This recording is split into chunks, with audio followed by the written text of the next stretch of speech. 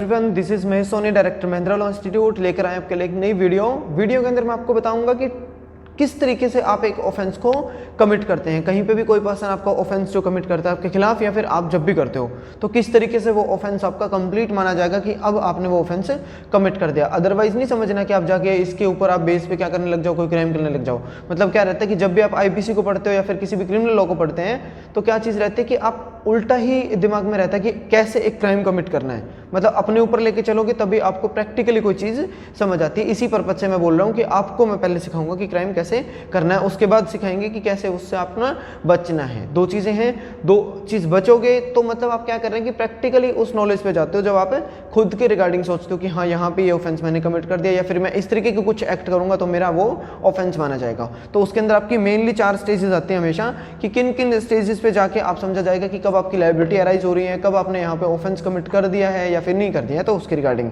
पहली कैटेगरी सबसे ऊपर जो आपकी फॉल करती है, सबसे पहले क्या आता है, दिमाग में कोई आइडिया आएगा आपके कि हाँ मैंने कोई एक्ट करना है जो कि इलीगल होने वाला है। इलीगल होने वाला है नहीं होने वाला, वो आपके हो सकता है कि आपको इस बात की नॉलेज है कि नहीं है, वो बात की बात है। पहले आपके दिमाग में कुछ आया कि ये मैंने एक्ट करना है, तो सबसे पहली जो आपकी कैटेगरी है, मतलब जो सबसे पहली स्टेज आएगी वो आपकी आती है आइडिया, मतलब इंटेंशन के रिगार्डिंग। अब इंटेंशन क्राइम की फर्स्ट स्टेज के रिगार्डिंग बात करता है कि मतलब सबसे पहले दिमाग में आएगा कि मेरे को ये वाला कोई एक्ट करना है पर्टिकुलरली, तो वो आपकी इंटेंशन के अंदर माना जाएगा। लेकिन क्या है कि सबसे पहले हम इसी स्टेज पे किसी को क्रिमिनल घोषित नहीं कर सकते, क्योंकि मेरे दिमाग में क्या चीज़ चल रही है मैं आपको क्या बताने वाला हूँ अगले पल। या फिर आप कोई एक्ट कर रहे हो, वो दिख रहा है कि मैं कुछ गलत कर रहा हूँ, या फिर आप कर रहे हो तो आपके लिए रिगार्डिंग दिखता है कि आप वो गलत कर रहे हो, लेकिन एक्चुअल में वो गलत नहीं होता, क्योंकि आपकी इंटेंशन उस लेवल की नहीं है कि आप वहाँ पे कोई क्राइम करना चाह रहे हो। तो जनरली क्या चीज़ हो रही है कि मतलब आप सीधे इंटेंशन को प्रूव करना ही आपका इट सेल्फ क्या है, एक बहुत बड़ी महाभारत हो जाती है कि आप इट सेल्फ खाली एक इंटेंशन को कैसे प्रूव करोगे। तो उसके रिगार्डिंग आपका बोला गया, इसीलिए कि आपकी जो इंटेंशन है इसी स्टेज पर कोई भी पर्सन आपका ऑफेंस के लिए लायबल नहीं माना जाता है। तो इस स्टेज के ऊपर किसी भी पर्सन को आप क्या कर सकते हैं, प्रोसिक्यूट नहीं करा जा सकता है। दूसरी स्टेज इसके बाद आती है आपकी प्रिपरेशन की। जब भी आपके इंटेंशन दिमाग में आया कि मैंने कोई ऑफेंस कमिट करना है या फिर ये वाला एक्ट करना है, तो उसके रिगार्डिंग मेरे को तैयारी करनी पड़ेगी।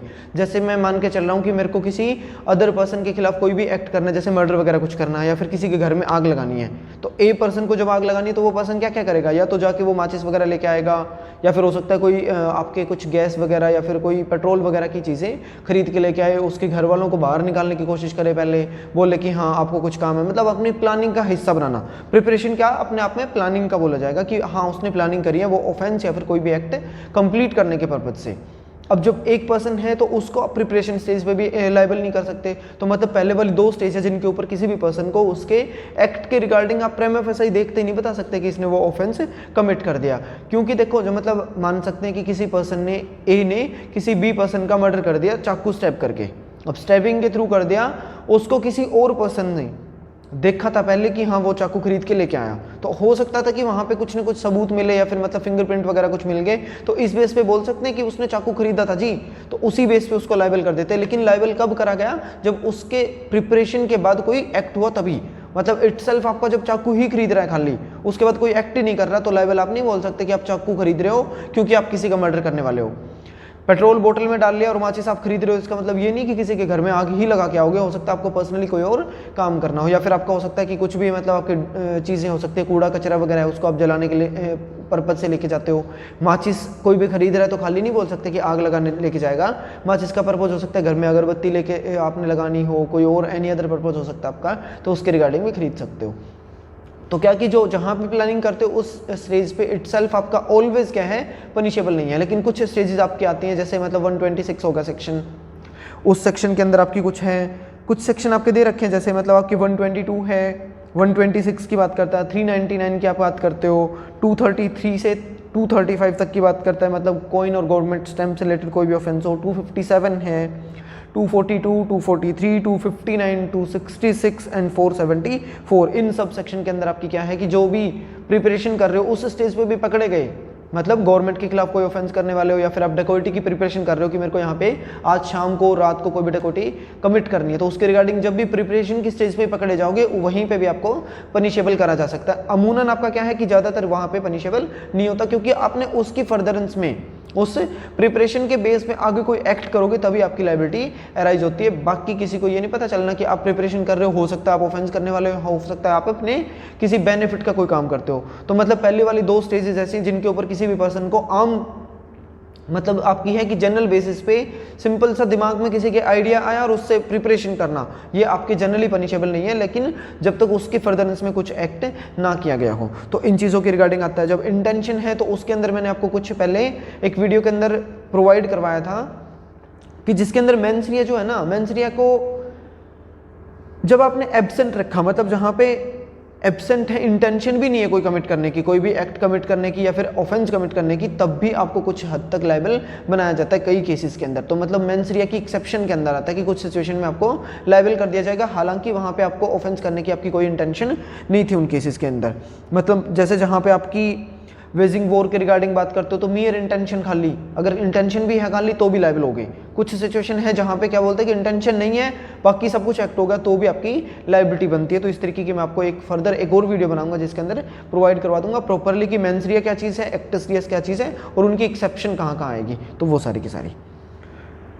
अब उसके बाद आपका इसके अंदर जो प्रिपरेशन स्टेज है उसके ऊपर एक केस लो है, Om Prakash versus state of Punjab की बात करता है। तो इस केस के अंदर क्या हो रहा है कि मतलब किसी पर्सन को ना खाना बदल के देना था, ए पर्सन है वो बी को रूम में बंद कर देता है। मतलब एक क्या कर रहा है वो, ए बंदा मैं हूँ किसी बंदे को रूम के अंदर बंद कर रहा हूँ।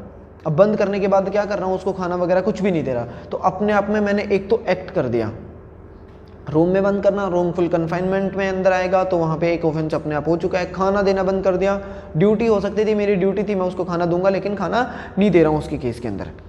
अब वो क्या चीज़ हो रही है कि जिस बंदे को मैंने बंद करा ना वो एक दिन क्या कर रहा है कि किसी भी तरीके से मौका देख के वहाँ से भाग निकलने में हो सकता है कामयाब हो गया हो किसी तरीके से।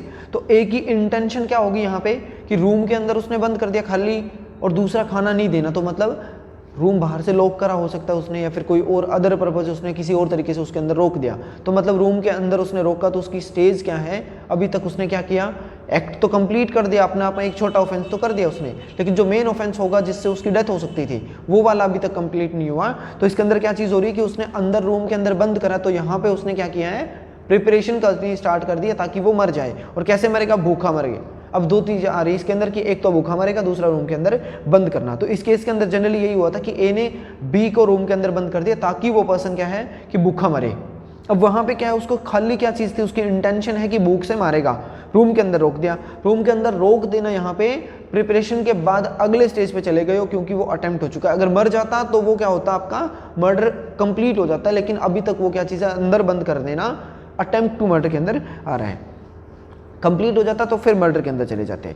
तो खाली क्या है कि कई बार प्रिपरेशन स्टेज को भी आपने क्या है कि लायबल कभी भी नहीं बनाती, क्योंकि अटेम्प्ट करने से पहले जो माइंड है वो वहाँ पे चांस रहता है कि चेंज हो सकता है। मतलब मैं कोई क्राइम करने वाला हूँ और मेरा दिमाग यहाँ पे चल रहा है अभी तक कि मैं उसको मार ही दूंगा, लेकिन जस्ट अटेम्प्ट करने के पहले ही एक मतलब डेडलाइन देखनी पड़ेगी कि इससे जस्ट इधर देखोगे तो प्रिपरेशन है, इससे जस्ट इधर देखोगे तो आप कहाँ पे हो, अटेम्प्ट में चले गए। तो यहाँ पे एक डेडलाइन को देखने की जरूरत पड़ती है। तो मतलब जहाँ पे माइंड चेंज होने की एक सिचुएशन रहती है कि इस स्टेज पे जाके मेरा माइंड चेंज हो सकता है, तो एग्जैक्ट उस टाइम से पहले पहले देखोगे तो आपकी प्रिपरेशन के अंदर खाली चेंज नहीं हो सकता। आपने अटेम्प्ट कर दिया, मतलब उस एक्ट को कंप्लीट करने की कोशिश ही कर दी, तो वो आपका अटेम्प्ट में चला गया। तो अटेम्प्ट क्या होगा कि कोई भी एक डायरेक्ट मूवमेंट है towards the commission of such offence, उस ऑफेंस को कंप्लीट करने के टूवर्ड्स आपने कोई भी कदम ले लिया तो वो ही अपने आप में एक अटेम्प्ट हो जाएगा, एक पहलू। दूसरा क्या बोलता है कि आपने जो कोशिश करी थी किसी ऑफेंस को कंप्लीट करने की वो आपका फेल हो गई है, तो कोशिश का फेल हो जाना भी अटेम्प्ट के अंदर रह गया। जैसे मतलब ए पर्सन बी को मारना चाह रहा है तो उस पर्पज से उसने गोली चलाई, अब गोली चला दी, अपनी तरफ से कंप्लीट कर चुका हूं मैं, उसने मार दिया, लेकिन वो बच्चा क्या था या फिर सामने वाला जो बी पर्सन है जिसको मारना चाह रहा है वो हट गया, उसको लगी नहीं लगी, तो आपकी तरफ से क्या है कि ऑफेंस कंप्लीट नहीं हुआ है। आपका ऑफेंस कंप्लीट तब होता है जब उसको गोली लग जाती है और वो मर जाता, तो वहां पे वो सिर्फ अटेम्प्ट के केस के अंदर ही आएगा। इंग्लिश केस के अंदर आपका बोलते हैं a person may be guilty of an attempt to offense commit an offense if he does an act which is more than mere preparatory to the commission of the offense। offense या फिर crime की जो preparation है उसके भी more than बोला जाएगा कि मतलब जहां पे प्रिपरेशन कर रही उसके पार आप जा चुके हो, तो वो स्टेज होगी आपकी अटेम्प्ट की। Even though the fact of the case is are such that the commission of offence is impossible. एक बार ये ऐसे भी हो सकती है कि मतलब आपका जो एक्ट है वो अपने आप में कंप्लीट हो ही नहीं सकता कभी भी, जैसे एग्जांपल अगर लें तो मतलब गन की बात करता हूँ, गन अनलोडेड है, मेरे को इस बात का नहीं पता कि गन लोडेड है कि नहीं है। अब किसी के ऊपर रखूंगा और उसका ट्रिगर दबाऊंगा तो उससे इम्पॉसिबिलिटी है कि बंदा मरेगा ही नहीं, लेकिन मैंने अपनी तरफ से तो क्या कर दिया, अटेम्प्ट कर ही दिया है, तो मेरे को अटेम्प्ट की लायबिलिटी हो जाएगी। एक आमतौर पे आपका जो प्रैक्टिकल एग्जांपल चलता है क्या रहता है कि किसी के जेब में हाथ मार रहे हो उसका मोबाइल चोरी करने के पर्पज से और उसकी जेब खाली है ऑलवेज, तो यहाँ पे इम्पॉसिबल है कि आप फ़ोन चोरी कर सकते हो क्योंकि उसकी जेब में कुछ है ही नहीं। लेकिन आपकी तरफ से तो आपने अटेम्प्ट कर दिया ना, कोशिश तो कर ली कि हाँ ऑफेंस, अगर उसकी जेब में फ़ोन होता तो आप चोरी कर ही लेते। तो इस केस में क्या है कि उसको अटेम्प्ट के लिए लायबल करा जाएगा, क्योंकि प्रिपरेशन के बाद आपने कुछ न कुछ एक्ट या फिर मूवमेंट करिए towards the commission of such offence, इसलिए आपको अटेम्प्ट के लिए लायबल करा जा रहा है। अगर चोरी कर लेते तो वो आपका क्या हो जाता, ऑफेंस हो जाता। या फिर एक आपकी लाइन रहती कि act shell fall short of the completed offence, completed offence के शॉर्ट में रह जाए कहीं पे भी तो वो भी आपका क्या रहेगा, हमेशा अटेम्प्ट के केस में आएगा। अब अटेम्प्ट कहाँ पे है, 511 आपका अमूनन सेक्शन है कि 511 के अंदर हर जगह लगेगा 511, लेकिन कुछ जगह पे आपकी बता रहा है कि 511 कहाँ पे लगेगा, जहाँ पे उस ऑफेंस के अटेम्प्ट के रिगार्डिंग आपका स्पेशल सेक्शन नहीं दे रखा हो। मतलब जैसे 307 है, अटेम्प्ट टू मर्डर के रिगार्डिंग स्पेशल ऑफेंस के आपका एक सेक्शन दिया हुआ है, अगर वो अटेम्प्ट टू थेफ्ट की बात करते हैं तो उसका कोई स्पेशल सेक्शन नहीं है, तो 511 में चले गए। इसी तरीके से अटेम्प्ट टू रेप का कोई सेक्शन नहीं है, वहाँ पे आप 511 में जाओगे।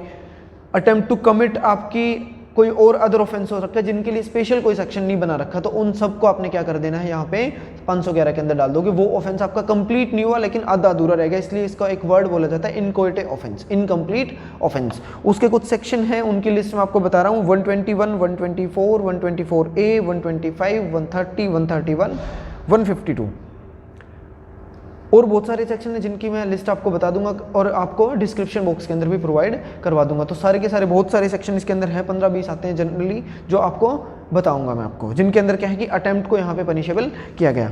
और अगर वो अटेम्प्ट आपका कंप्लीट हो जाता है, मतलब वो अटेम्प्ट अगर कंप्लीट इन द सेंस कि क्या सक्सेस रह जाएगा तो आप ऑफेंस में चले गए, और अगर वो फेल हो रहा है आपका अटेम्प्ट तो आप क्या रहोगे, अटेम्प्ट के अंदर ही पनिशेबल हो जाओगे। तो अटेम्प्ट का कंप्लीट हो जाना ऑफेंस है। तो ये आपकी 4 मेन चीज़ थी। पहले आपकी इंटेंशन है, जो आपके माइंड में आइडिया आया, दूसरा बोलता है कि उस आइडिया के बेस पे आप ऑफेंस को कमिट करने के लिए कुछ प्रिपरेशन करोगे, उस प्रिपरेशन के बेस पे कुछ ना कुछ डायरेक्ट मूवमेंट आप करोगे उस ऑफेंस को कंप्लीट करने के लिए, तो आपका अटेम्प्ट होगा। जब वो अगर सक्सेस हो गया तो आप ऑफेंस के अंदर चले गए, और अगर वो फेल हो गया तो आप अटेम्प्ट के अंदर रह जाओगे। That's all about the stages of the crime. These are 4 number of stages are there in the commission of any offence. अगर वीडियो आपको पसंद आ रही है तो वीडियो को लाइक करें, शेयर करें और कमेंट करके मेरे को आप कोई भी चीज़ पूछ सकते हैं। मतलब आप घर पे बैठ के तैयारी करते हो जुडिशरी की या एनी अदर कोई भी आपकी कॉम्पिटिटिव लॉ से जुड़े एग्जामिनेशंस हैं, उनकी आप घर पे कोई तैयारी करते हो तो उसके रिगार्डिंग भी आप मेरे से कुछ भी सजेशन लेना चाहो तो मेरे को व्हाट्सएप, इंस्टाग्राम, फेसबुक, टेलीग्राम कहीं पे भी आप मेरे को मैसेज कर सकते हो। दूसरी चीज़, लेक्चर से जुड़ी कोई भी क्वेरी रहती है तो आप मेरे को कमेंट बॉक्स में जरूर पूछ लिया करो, मैं उसको अलग वीडियो के अंदर कवर करवाने की कोशिश करूँगा। जहाँ तक मेरे को नॉलेज होती है मैं आपको प्रॉपरली प्रोवाइड करवाने की कोशिश करूँगा। Thank you so much for watching this video. और एक और चीज़, छत्तीसगढ़ APO का आपका ADPO जो है उसकी नोटिफिकेशन आ रखी है, उसका फॉर्म आप जाके भर सकते हो, जिसके अंदर आपकी सिर्फ एलिजिबिलिटी मांगता है LLB की।